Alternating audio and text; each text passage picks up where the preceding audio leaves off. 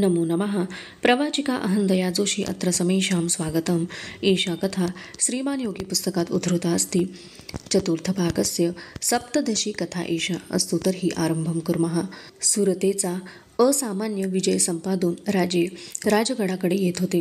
मकर संक्रांत वाटेतच झाली होती. राजांना राजगडाचे वेध लागले होते.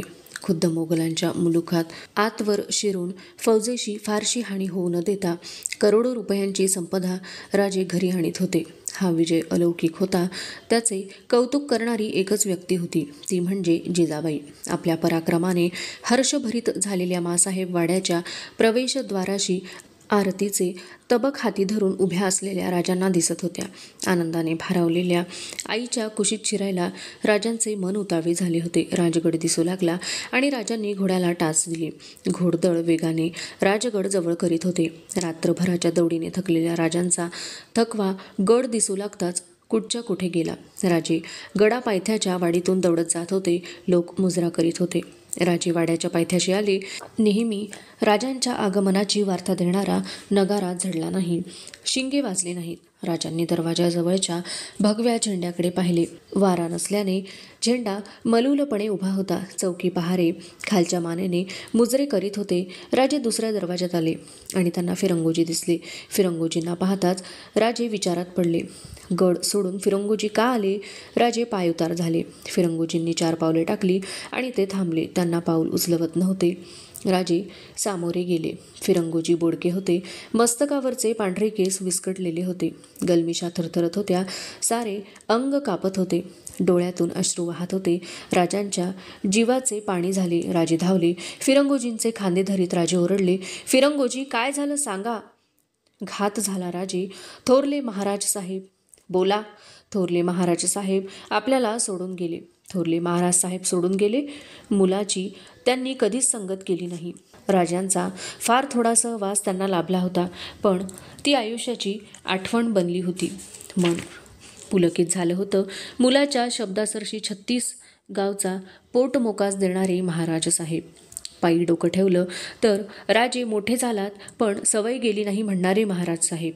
राजांचं राज्य उभं राहिलं तर 1 लक्ष रुपयांच्या सुवर्णमूर्ती वाहण्याचा नवस बोलणारे महाराज साहेब न भेटता न सांगता निघून गेले. हे कसं घडलं? राजांचे डोळे भरून आले. स्वतःला सावरून राजांनी वर पाहिले. फिरंगोजी, काय झालं? महाराज साहेब रणदुल्ला खान आणि सरजा खान यांच्यासह बिदनूर प्रांती मोहिमेला गेले होते. पाळीगारांचा बंदोबस्त करण्यासाठी शिमोगाजवळच्या होडीकेरी गावी मुक्काम होता. महाराज साहेबांना शिकारीची लहर आली. ते शिकारीला बाहेर पडले. रानात श्वापद उठले. महाराज साहेब हाती भाला सरसावून घोड्यावरून श्वापदाच्या मागे भरधाव जात होते. आणि बोला. राजांचा आवाज कंपित झाला. ओठ थरथरले. दैव फिरलं. राजे एवढा पटाईत स्वार. घळणात घोड्याचा पाय फसला. घोडा मुरकुंडून पडला. फूल फेकलं जावं तसे महाराज साहेब फेकले गेले. पडत्या जागीच महाराज साहेब शांत झाले. फिरंगोजींनी राजांना मिठी मारली. राजांचे अश्रू सांडू लागले. राजांच्या डोळ्यांसमोर डुकराच्या शिकारीच्या वेळी भान विसरून भरधाव वेगाने दौडणारे महाराज साहेब दिसत होते. राजे कष्टाने फिरंगोजींच्या मिठीतून मोकळे झाले. मासाहेब कुठं आहेत? फिरंगोजींनी अश्रू टिपले. ते म्हणाले, राजे, काय सांगू. मासाहेब सती जाणार आहेत. गडावर सारी तयारी झाली. आपण येईपर्यंत तरी थांबावं असं साऱ्यांनी सांगून पाहिलं. आणा शपथा घातल्या, पण मासाहेब कुणाचंच ऐकायला तयार नाहीत. आम्हाला न भेटता मासाहेब सती जाणार होत्या? राजे उद्गारले. राजांनी पावले उचलली. ते भराभर चालत होते. मागून कोणी येते की नाही याचेही त्यांना भान राहिले नव्हते. वाड्याच्या दरवाजातून राजे चौकात आले. शामराज पंतांसारखी वयस्क माणसे सदरेवर कपाळाला हात लावून बसली होती. साऱ्यांच्या नजरा झुकल्या होत्या. कोणी काही बोलत नव्हते. एक भयाण शांतता वाड्यावर पसरली होती. एवढ्या माणसांचा राबता असूनही वाडा भयाण वाटत होता. राजांनी कसेबसे पायांवर पाणी घेतले आणि ते सरळ मासाहेबांच्या महालाकडे गेले. महालाच्या दाराशी राजांचे पाय अडखळले. जिजाबाई जमिनीवर बसल्या होत्या. त्या हिरवे वस्त्र नेसल्या होत्या. हाती हिरवा चुडा होता. महालात बाजूला सूपवाणे ओळीने लावून ठेवली होती. जिजाबाईंच्या जवळपास साऱ्या राण्या खाली मान घालून बसल्या होत्या. जिजाबाईंनी नजर वर केली. मळवट भरलेल्या कपाळाचे दर्शन होताच राजांच्या मनाचे बांध फुटले.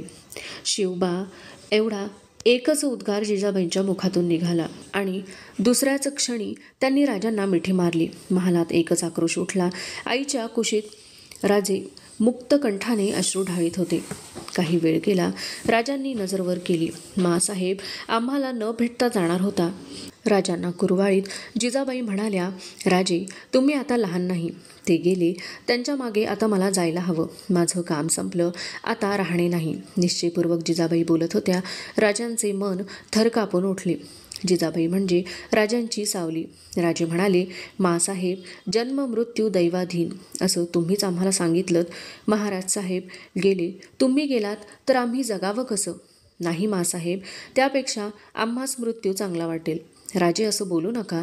आता माझा काय उपयोग? महाराज साहेब आमचा पराक्रम पाहायला उरले नाहीत. माँसाहेब तुम्ही गेलात तर मग आमचा पराक्रम दाखवायचा कोणाला? माँसाहेब आजवर एकही गोष्ट आम्ही तुमच्या सल्ल्याबाहेर केली नाही. कोणत्याही मोहिमेला बाहेर जाताना तुमचे आशीर्वाद आम्हाला अभय द्यायचे. माँसाहेब तुम्ही गेलात तर साधं पाऊल उचलतानाही आम्ही अडखळू. माँसाहेब आमच्यासाठी नको, पण उद्याच्या हिंदवी स्वराज्यासाठी तुम्ही राहणं आवश्यक आहे. तो पुरुषार्थ पाहायला तुमच्याखेरीज आम्हाला दुसरं कोणी नाही. राजांना अश्रू आवरेनात, शब्द फुटेना. जिजाबाईंनी पदराने राजांचे अश्रू पुसले. त्या उद्गारल्या, राजे कसलं कोडं घालता? राजांच्या मनात आशा पालवली. नाही माँसाहेब, हे कोडं नाही, आम्ही सत्य तेच सांगतो. राजांनी जिजाबाईंचे पाय शिवले. माँसाहेब आम्ही तुमचे पाय शिवून सांगतो, आम्ही हिंदवी स्वराज्याचं साकारलेलं स्वप्न तुम्हास दाखवण्यास बद्ध आहोत. हे उभं करीपर्यंत आम्ही क्षणाचीही उसंत घेणार नाही. महाराज साहेबांचा खंडोबाच्या मूर्तीचा नवस आपण फेडू. माँसाहेब एवढी भीक मला घाला. जिजाबाईंनी राजांना मिठीत घेतले. राजांचे संकट टळले. सतीच्या वाणांची मांडलेली सुपे बाहेर नेली गेली. दुःखातही सुखाचा वारा स्पर्शून गेला. कैक वर्षांपूर्वी रंगपंचमीच्या दरबारी उधळल्या गेलेल्या हळदी कुंकवाची शेवटची निशाणी माँसाहेबांच्या कपाळावरून कायमची पुसली गेली. अधुना चतुर्थ भागस्य अष्टादशी कथा एषा. शहाजीराजांचे दिवस आणि श्राद्धकर्म राजगडावरच पार पडले. राजांनी आपला दानधर्म केला. जिजाबाईंची चिंता त्यांना वाटत होती. राजांनी आपल्या दुःखाला आवर घातला आणि जिजाबाईंच्या शेजारी ते बसून राहिले. जिजाबाईंचे दुःख हलके करण्याचा ते प्रयत्न करू लागले. सर्व राण्या संभाजीला सारखे जिजाबाईंकडे सोडित होत्या.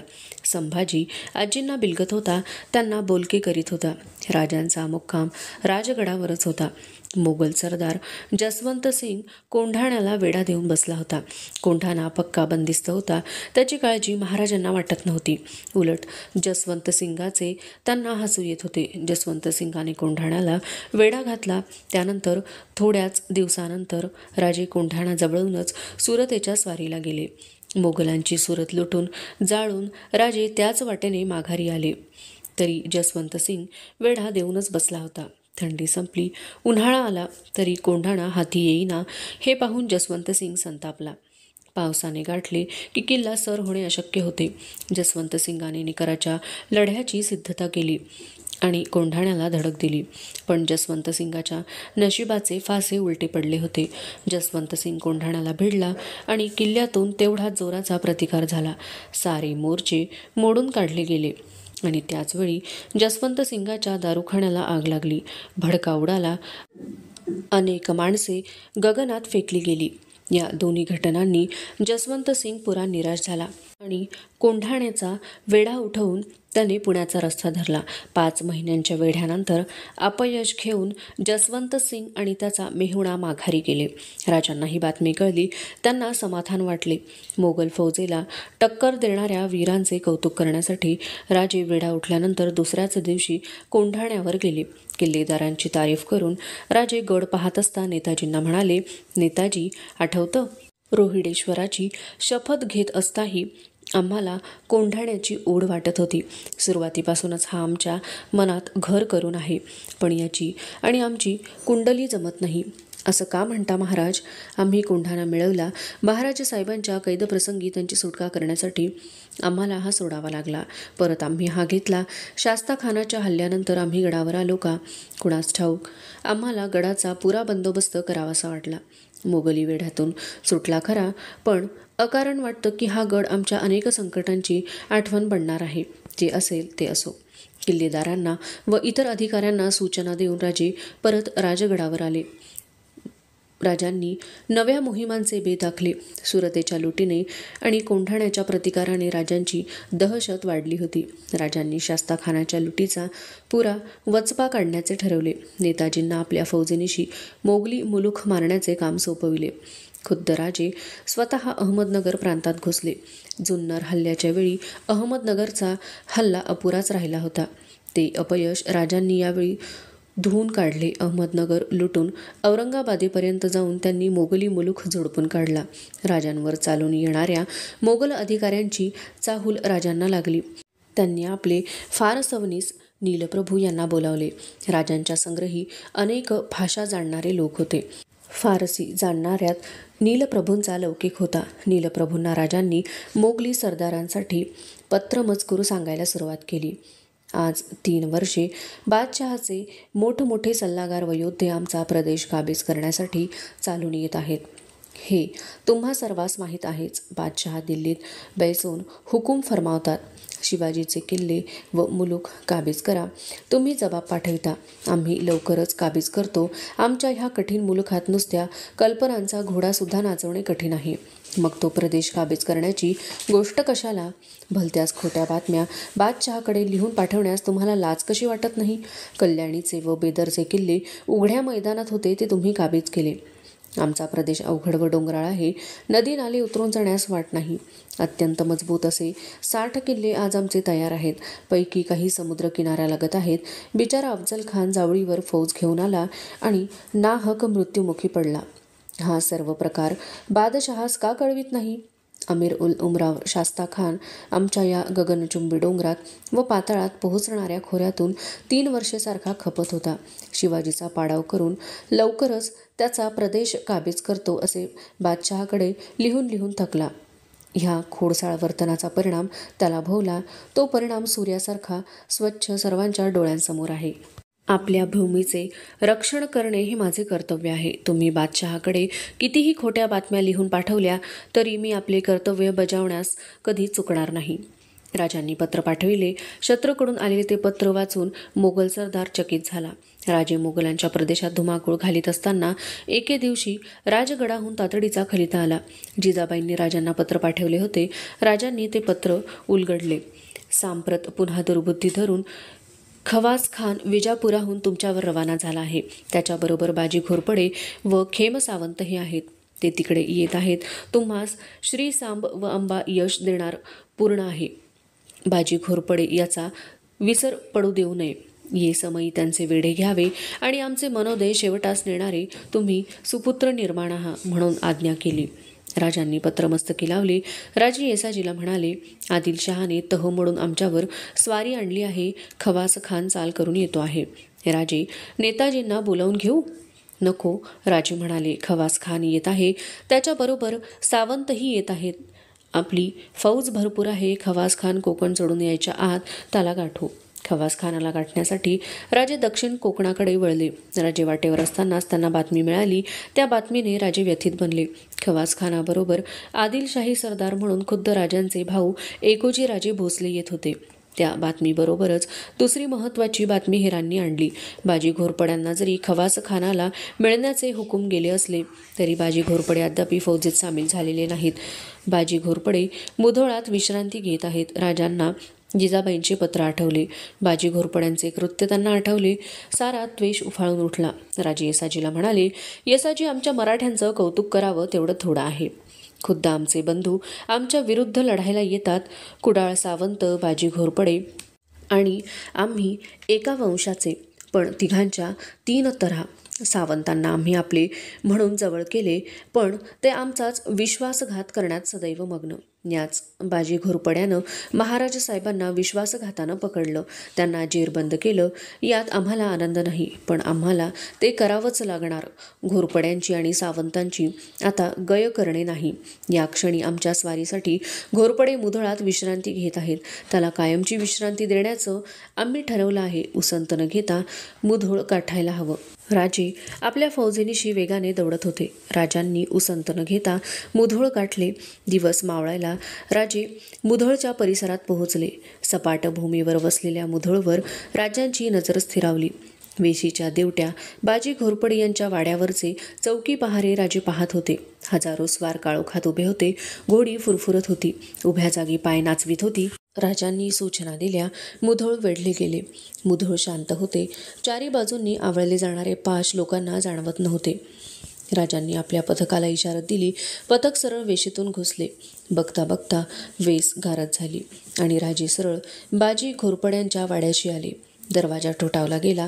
दिंडी दरवाजा उघडून सेवक बाहेर डोकावला आणि ती डोकावणारी मान परत आत गेली नाही. वाड्याचा कब्जा मिळाला. माडीवर चढलेल्या सैनिकांनी बाजी घोरपड्यांना अंथरुणाशी खिळवून ठेवले होते. राजे माडीवर गेले. बाजी घोरपडे विस्फारित नेत्रांनी राजांकडे पाहत होता. कोण तुम्ही? ओळखलं नाहीस? मला शिवाजी म्हणतात. शिवाजी? हो. फर्जंद शहाजीराजांचा मुलगा? बाजीला मृत्यूची जाणीव झाली. तो उठण्याचा प्रयत्न करीत असताच त्याच्या छातीला तलवार भिडली. उसन्या धैर्याने बाजी म्हणाला, झोपलेल्यावर वार करणं शोभत नाही. मला संधी दे. मीही सशस्त्र होऊन येतो. हरामी, दगाबाज, आता रणनीती सुचू लागली. फर्जंद शहाजीराजांना कैद करताना हे आठवलं नाही? विश्वासघातक्या, जेव्हा महाराज साहेब झोपले होते तेव्हाच त्यांना कैद केलंच ना? त्या धडपडीत आबासाहेब जखमी होऊन बेशुद्ध पडले असता त्यांना बेड्या चढवणारे तुम्ही वीर आज आम्हाला रणनीती सांगता? राजे मागे सरले. मृत्यूच्या भीतीने गर्भगळीत होऊन पडलेल्या त्या बाजीकडे त्यांनी तिरस्काराने पाहिले आणि ते म्हणाले, बाजी, खाली आम्ही चौकात वाट पाहतो. तलवार घेऊन सत्वर खाली ये. सारं मुधोळ वेढलं आहे. पळून जाण्याचा प्रयत्न केलास तर जमणार नाही. काही स्वार बाजींबरोबर ठेवून राजे खाली आले. बाजीच्या वाड्यातून आक्रोश उठला. साऱ्या मुधोळमध्ये गलका वाढला होता. टापांच्या आवाजाने मुधोळ गजबजून उठले. राजे चौकात उभे होते. एखादा नाग बिळाबाहेर पडावा तसा बाजी नागव्या तलवारीनिशी सदरेवर आला. शत्रू असला तरी बाजी उत्कृष्ट तलवारबाज होता. शूर होता. राजांनी धोका पत्करला होता. डाव्या हातात ढाल सावरीत बाजी चौकात उतरला. राजांनी आपल्या भवानीकडे पाहिले आणि राजांनी मोहरा केला. वार होत होते. वार ढालीवर झेलले जात होते. राजांनी फार वेळ घेतला नाही. एक वार सरळ भवानीवर झेलला. तलवारी खणखणल्या. मोठ्या मुश्किलीने बाजीने तलवार सोडवून घेतली आणि वारासाठी उगारली. राजे याच संधीची वाट पाहत होते. बाजीचा हात खाली यायच्या आत राजांची भवानी बाजीच्या छाताडात घुसली. बाजीच्या हातची तलवार निखळली. बाजी ढासळला. राजांनी बाजीकडे पाहिले. वार वर्मी झाला होता. डोळे उघडे ठेवून बाजीने राम म्हटला. राजांनी सारा वाडा लुटण्याची आज्ञा दिली. राजे म्हणाले, पुरे मुधोळ गारद करा. या विश्वासघातक्याचा वंशही मागे उरता कामा नये. मुधोळात एकच कत्तल सुरू झाली. घोरपड्यांचे कुणीही जिवंत उरले नाही. राजे मुधोळ बाहेर उभे होते. मुधोळातून एकच आक्रोश उठला होता. हळूहळू रात्र उजळू लागली. मुधोळवर आगीचे लोळ उठले. मुधोळ लुटून जाळून राजे माघारी वळले. सुदैवाने बाजीची राणी आपल्या मालोजी आणि शंकराजी या दोन्ही मुलांसह आपल्या माहेरी दहिर गावी होती. मुधोळात 3000 कत्तल झाली. आपल्या वडिलांच्या अपमानाचा सूड उगवून राजे माघारी वळले. जिजाबाईंची इच्छा पुरी केल्याने बहुत खुश वक्त झाले. अधुना चतुर्थ भागस्य 19 कथा एषा. घोरपड्यांचे पारिपत्य करून राजे आपल्या फौजेनिशी कुडाळवर आले. खवास खान घोरपड्यांची वाट पाहत होता. घोरपड्यांवरचा हल्ला, त्यांचा मृत्यू याची त्याला खबरही नव्हती. राजे एका रात्री कोकणात उतरले. अवघड जागी तळ देऊन राहिलेल्या खवास खानाच्या सैन्याला राजांनी चारी बाजूंनी वेढा दिला. भर रात्रीचा आलेला हल्ला पाहून खवास खानाला काही सुचेना. शिवाजी सैतान आहे असे तो ऐकत होता. त्याचे प्रत्यंतर तो बघत होता. त्याने आपल्या फौजेची जमवाजमव केली आणि तो प्रतिकार करू लागला. राजांच्या हल्ल्याला खानाने तारीफेचे तोंड दिले, पण आडरानात सापडलेल्या खानाला मुकाबला करायला मैदान सापडत नव्हते. खवास खानाचे 2 सरदार ठार झाले. या अचानक आलेल्या संकटातून फौजेसह कसे वाचायचे एवढाच विचार खवास खानाच्या डोळ्यांसमोर होता. तोच बातमी आली. शिवाजीने मुधोळ मारले. राजेबाजी घोरपडे मारले गेले. त्या बातमीने धास्त खाऊन खवास खान माघार घेत घाटावर पळून गेला. माघार घेत असताही राजांना पाठलाग करता आला नाही असे खवासखानाचे मोर्चे होते. राजांना त्याच्या युद्ध नैपुण्याचे कौतुक वाटले. खवासखानाचा पराभव झालेला पाहताच लखम सावंताचे धाबे दणाणले. त्याला आपले भवितव्य दिसू लागले. आपली चीजवस्तू, बायका मुले घेऊन लखम सावंताने कुडाळ सोडून फिरंगाणाचा रस्ता धरला. पण फिरंगी सावंताला जवळ करीनात. सावंताच्या निमित्ताने वैर पदरात घ्यायला फिरंगी तयार नव्हते. सावंताचा थारा उडाला. उभे राहायला भूमी पारखी झाली. राजे कुडाळ काबीज करून मोकळे झाले आणि फिरंगी जागा द्यायला राजी नव्हते. सावंत फिरंग्यांच्या आश्रयाला गेला हे कळताच राजांनी आपली नजर गोव्याकडे वळविली. गोवेकर फिरंगी भ्याले. त्यांनी राजांना नजराने पाठवून सल्ला केला आणि शेवटी सावंत राजांना शरण आले. आपला वकील पितांबर शेणवी याला पाठवून सावंतांनी कौल मागितला. सावंतांनी राजांना कुळीची आठवण दिली, विनविले. आपण सावंत म्हणजे भोसले यांना गोत्रज. आपले तुम्ही चालवणे उचित आहे. आपले पुत्र आहो. त्या शब्दांनी राजांचा राग निवळला. स्वराज्याच्या सुरुवातीला हेच सावंत असेच शरण आले होते. राजांनी त्यांना आपलेसे करून घेतले. स्वराज्याचे पहिले मांडलिक बनविले. पण सावंत ते सारे विसरले. त्यांच्या धोरणाने राजांना खूप त्रास झाला. पण ती आपल्याच माणसांची चूक होती हे राजे विसरले नाहीत. त्यांनी सावंतांना कौल दिला. सावंतांकडे राजांनी निम्मा प्रांत दिला. फौज चाकरीचा करार करून घेतला आणि सावंत प्रकरण असे मिटले. या मोहिमेत शक्य तेवढा कोकण ताब्यात घेऊनच माघारी वळायचे असे राजांनी ठरविले होते. राजांचा मनोदय पुरा झाला होता. कोकण निर्धास्त झाले होते. सारी प्रजा आनंदली होती. कोकण मोहिमेत राजांना फार दगदग झाली. कोकण सांभाळायचे झाले तर समुद्रपट्टी सुरक्षित करणे आवश्यक होते. त्यासाठी आपले आरमार वाढवणे आवश्यक आहे याची राजांना जाणीव होती. राजांनी मालवणला जायचे ठरवले. तेथे आरमार पहावे, विश्रांती घ्यावी हा राजांनी बेत आखला आणि ते मालवणला आले. अवशिष्टा कथा अग्रिमे भागे पठिष्यते. अस्तु तर्हि पुनर्मिलामः. तावन् मंगलं भूयात्, शुभं भूयात्. नमो नमः. धन्यवादः.